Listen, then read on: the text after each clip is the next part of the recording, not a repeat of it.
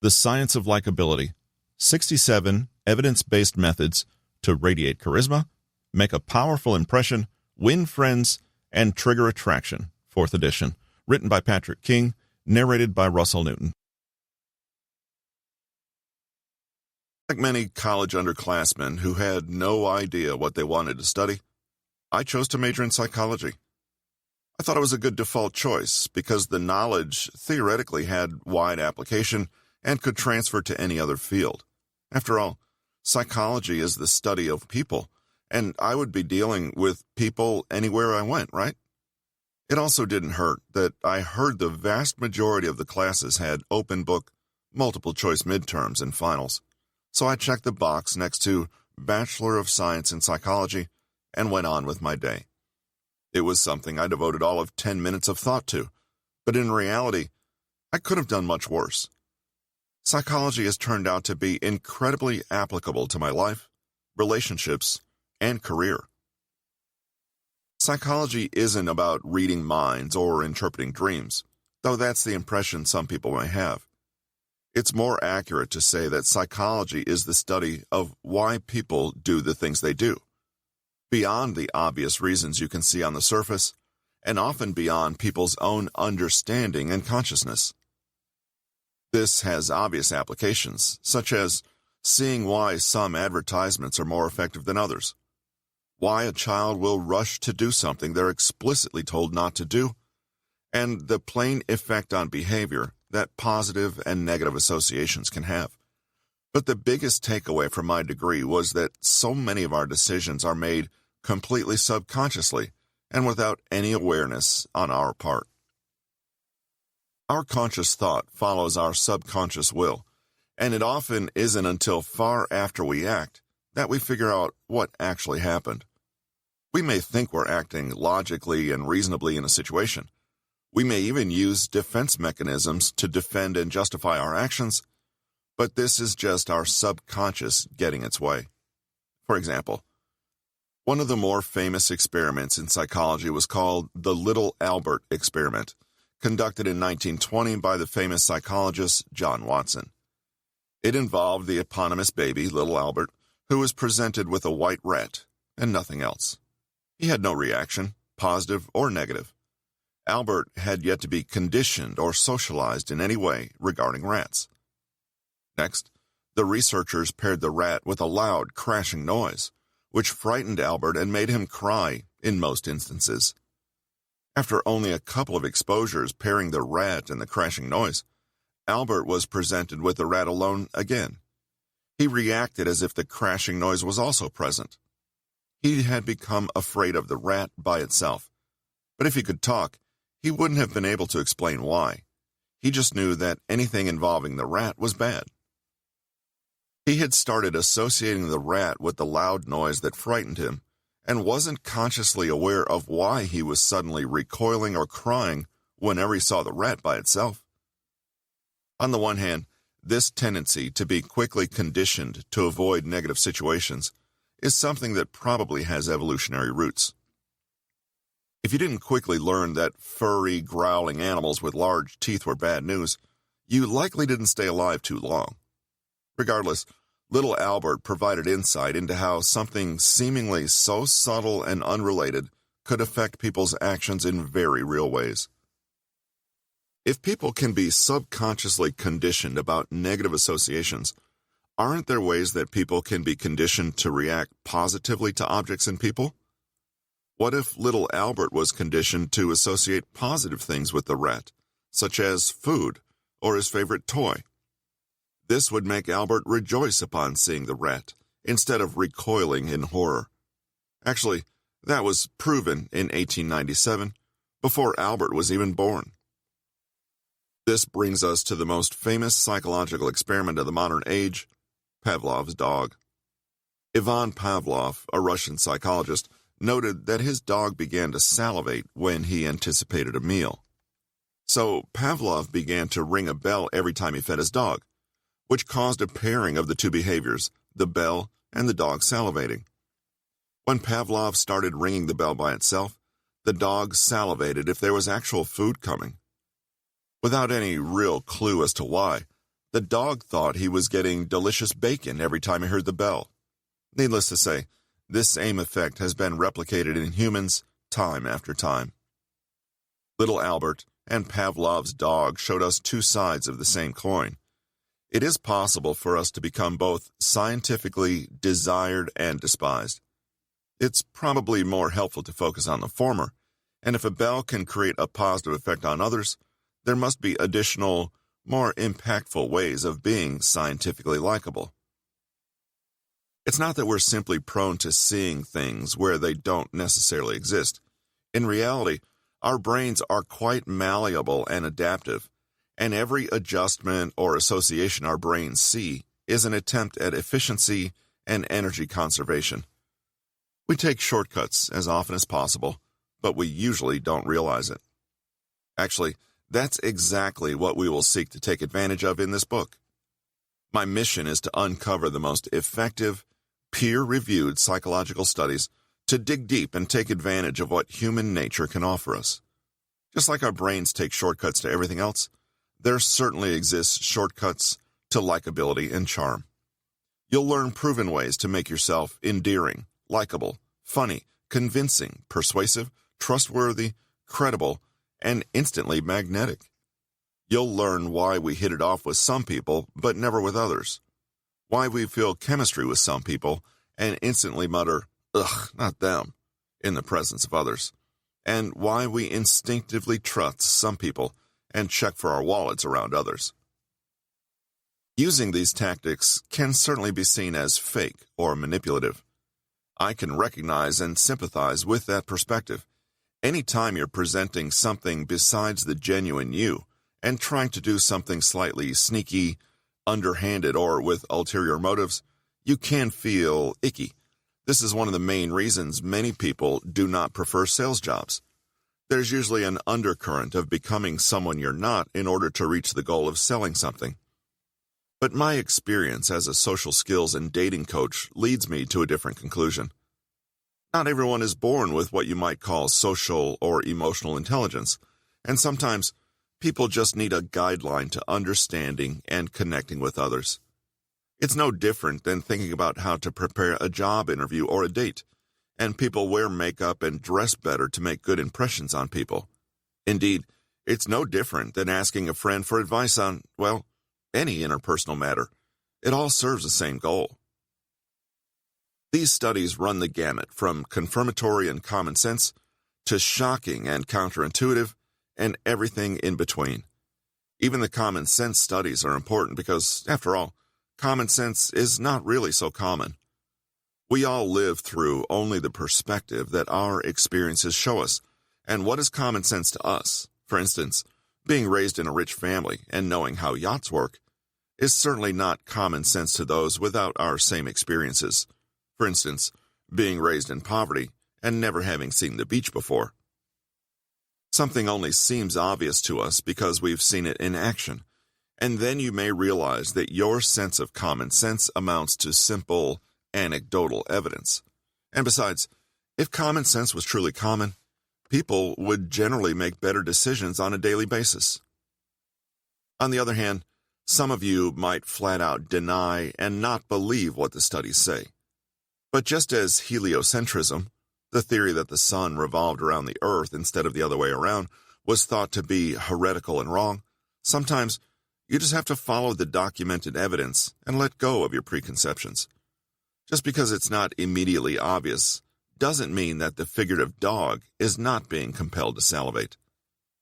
All of that and more is the science of likability. Why do some people instantly like us while others seem to be offended by our very existence?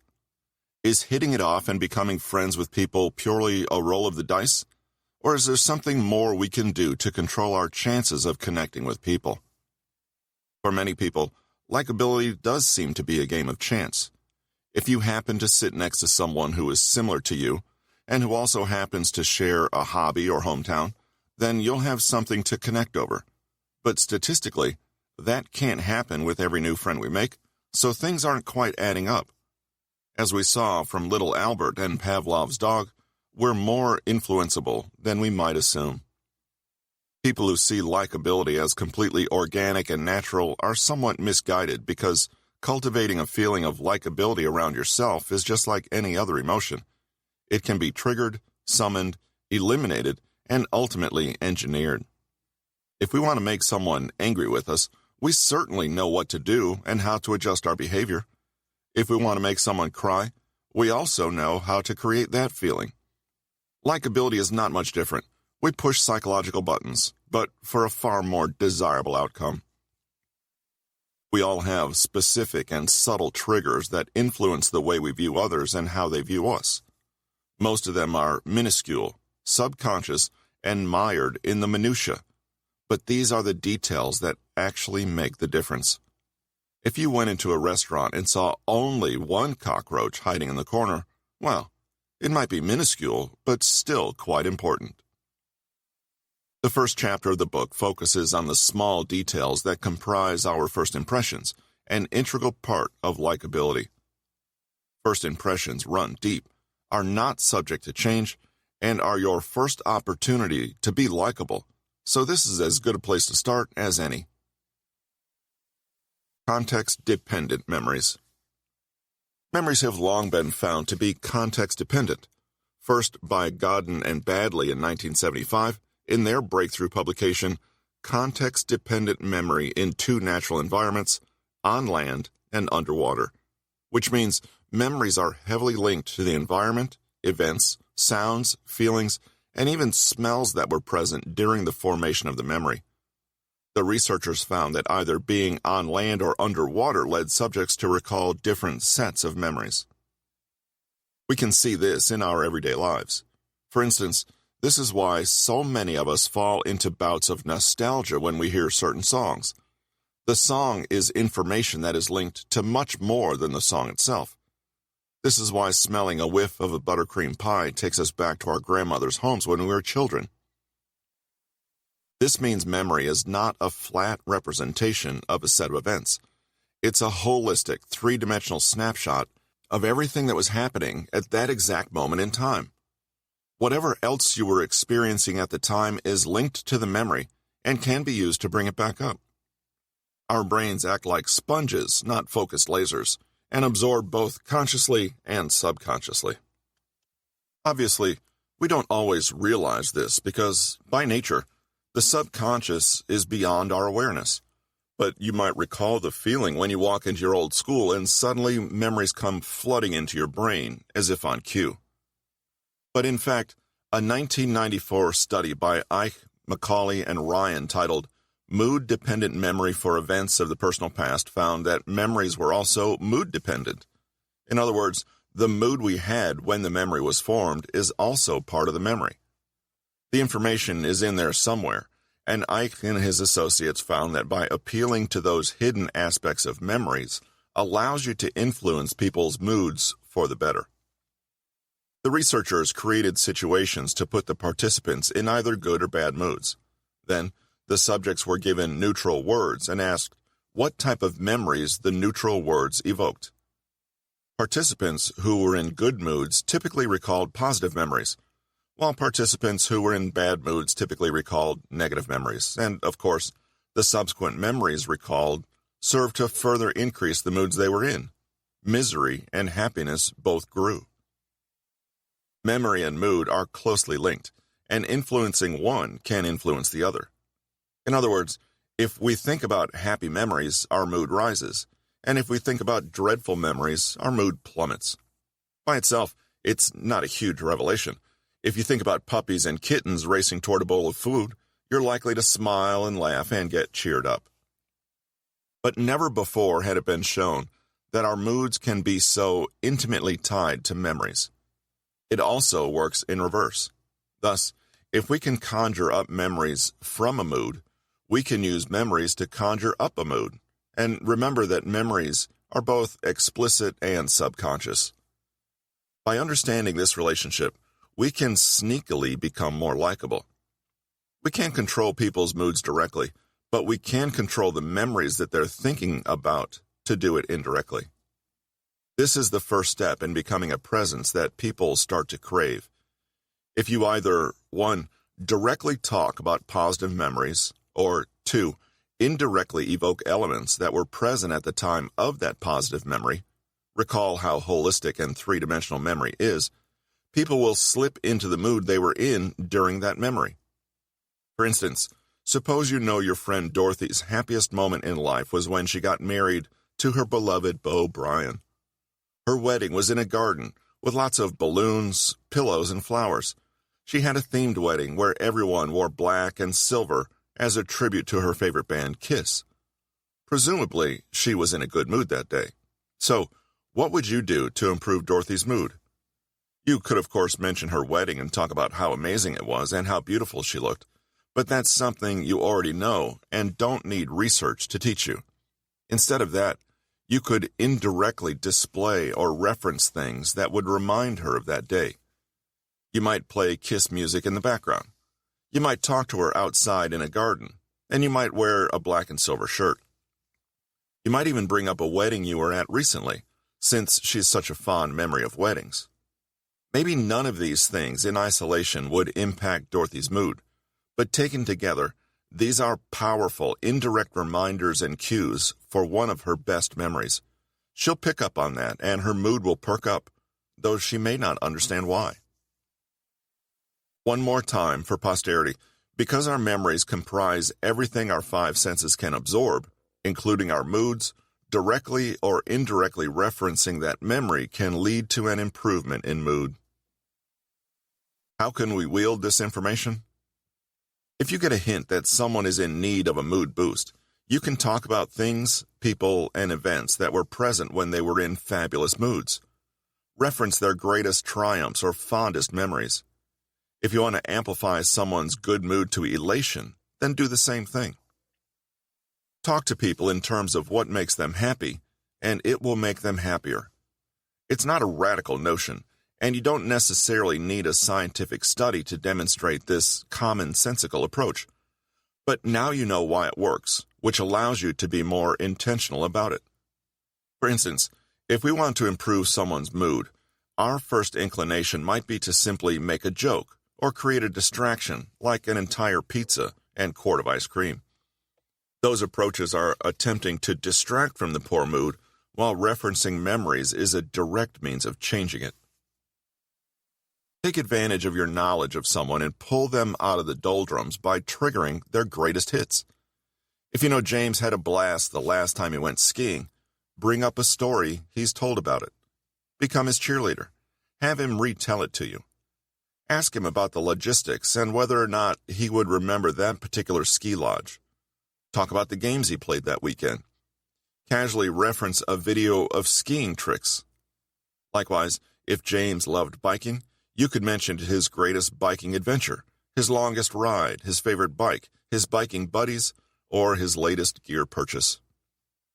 It makes sense that people like to discuss their favorite topics. But now there's a deeper psychological understanding of why and what it does to someone. Like Pavlov's dog, this isn't a process that we're fully aware of until we reach the end result of suddenly salivating.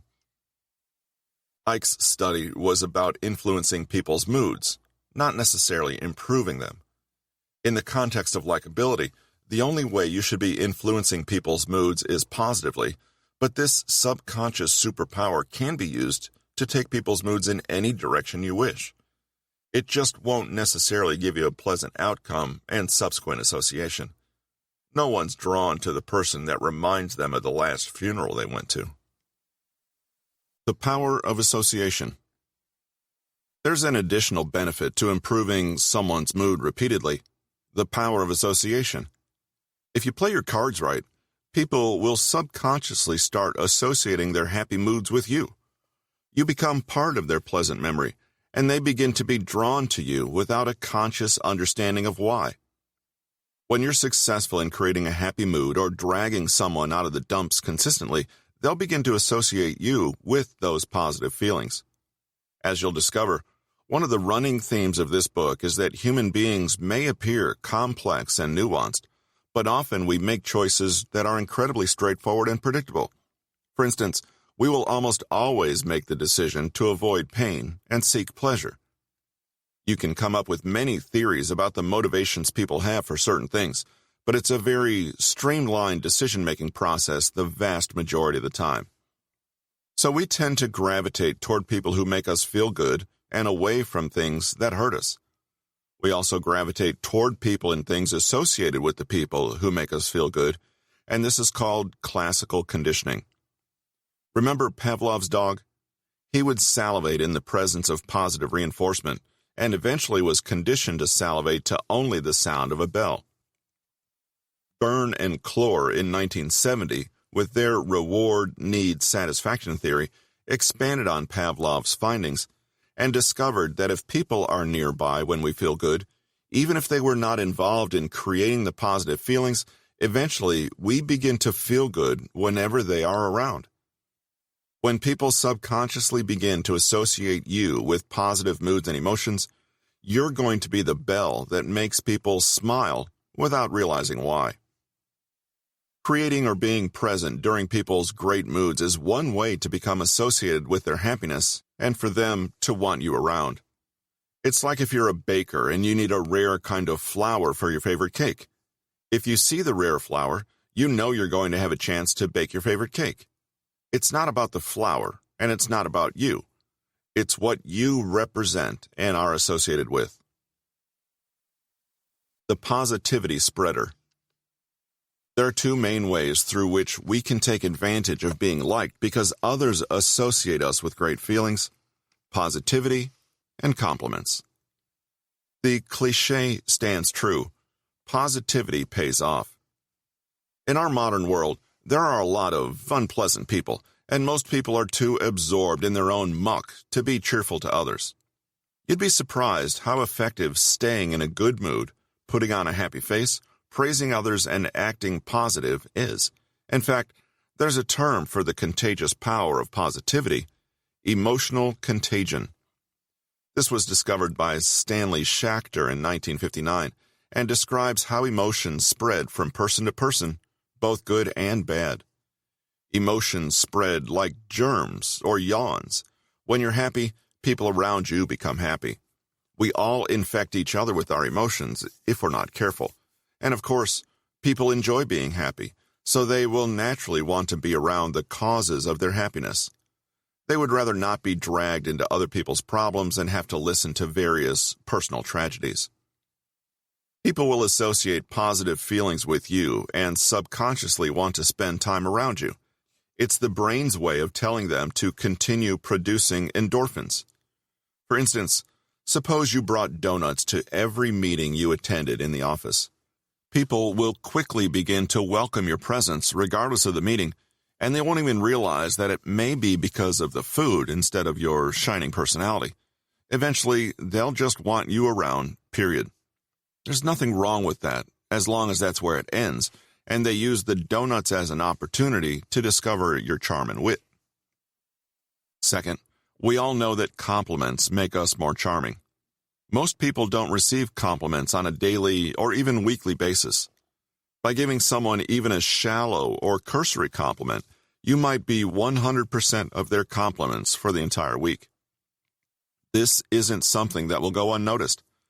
Compliment them on something shallow if you must, their personality or their opinion. Pay attention especially to compliments you can pay in recognizing something that someone has put effort into. Just put someone in a position to say thank you. But there's a deeper level beyond mere flattery that benefits you even more. It's called spontaneous trait transference. John Skowronski in 1998 coined this term and argued that people will associate to you the compliments and positive adjectives you give to them. If you call someone generous and kind, they will associate you with those traits as well. No, there is no logical connection, just a simple, unconscious association. So give compliments more, and it's a win-win situation for you. Shut up and let them talk. The final piece of the puzzle in creating a subconscious longing for your presence is the age-old piece of advice, likely popularized by Dale Carnegie and his famous book, How to Win Friends and Influence People. Much of his device is now derided as common sense, even though the very reason it's deemed so obvious is because of his books. Perhaps one of his best pieces of advice was simply to get people to talk or even brag about themselves, because this will make them enjoy conversing with you. He was quoted as saying, "You can make more friends in 2 months by becoming interested in other people than you can in 2 years by trying to get other people interested in you." Consequently, this is one of the most bandied about pieces of conversation advice. It turns out that Carnegie was correct, right down to the biological level.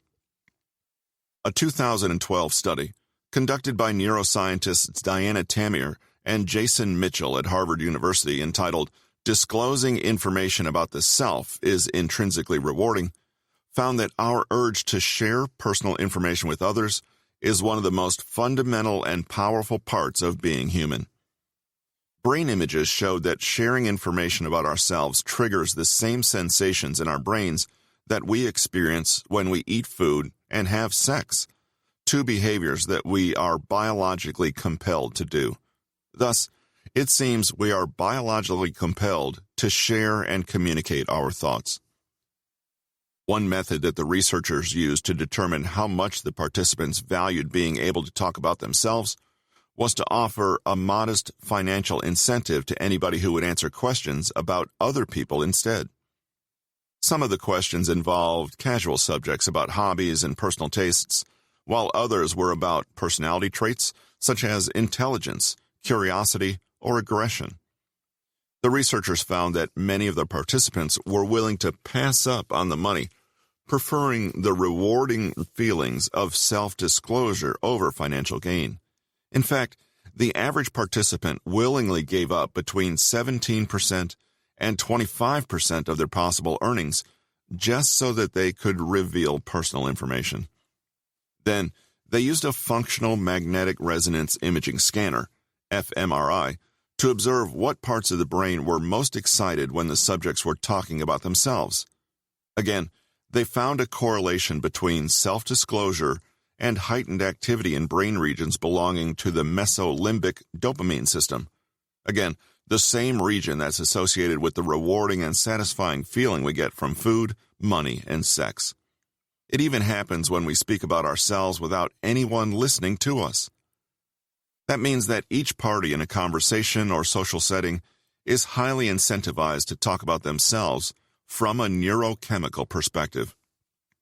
Dale Carnegie was, in fact, correct. How can we utilize this knowledge for our social success? Talking about yourself to some extent is natural, both biologically and within the flow of a conversation. It's estimated that some 40% of what we say relates to expressing our own thoughts and feelings, and that's because it is highly rewarding to do so. So, change that ratio. The most important step for most will be to start imposing limits on themselves. Yes, it feels good to talk about yourself, as the studies have shown, but when you do so, you're depriving others of the space and time to talk about themselves, and in the end, the goal is to make yourself more likable, not necessarily to feel better about social interaction. Be curious about others, ask them questions that give them the opportunity to brag, and generally let the conversation focus on them. Concentrate on their strengths and assist them in painting themselves in a positive light. Be a good listener and encourage them to continue talking about themselves. When's the last time you asked someone 5 questions in a row without interrupting or interjecting with your own anecdote? What about 10 questions? This is the exact type of interaction that feels good to people that we routinely deny them because we can't resist our own pleasure of sharing. Takeaways? Most people tend to rely on luck or happenstance to strike up friendships and be likable. They are passive and waiting. This is the wrong approach because it undermines your own abilities and limits you unnecessarily. The power is in your hands, especially when armed with subtleties and nuances in this book to influence our likability and charm. One way we can make people crave our presence is through memory's context-dependent nature. This means that a memory is a 3-dimensional snapshot of everything present at the time the memory was formed, including your emotional mood. Thus, to improve someone's mood, we can directly or indirectly reference happy memories. Eventually, after being present for people's great moods, you yourself will become part of the positive memory. This is through the process of association, and it functions like the bell making Pavlov's dog salivate. You'll become that bell over time. Positivity makes a bigger impact than you realize. People like being around other happy people, sure, but through the process of emotional contagion, your positivity will quite literally infect others. You will literally be the source of people's happiness if you act the part.